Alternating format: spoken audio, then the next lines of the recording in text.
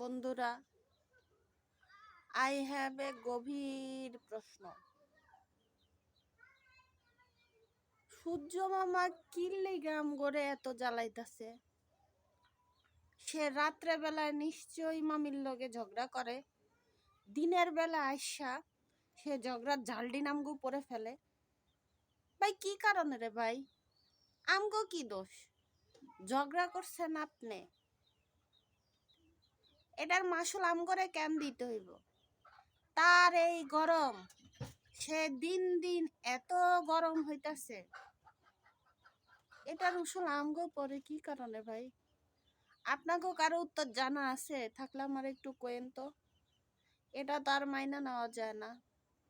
এই গরমে তো মইরা যামুগা। মামা তো বুঝে না, মামার উপর 144 ধারা জারি হবে। কেন আমাকে লগে এই অত্যাচার? জাতির কাছে বিচার দিলাম।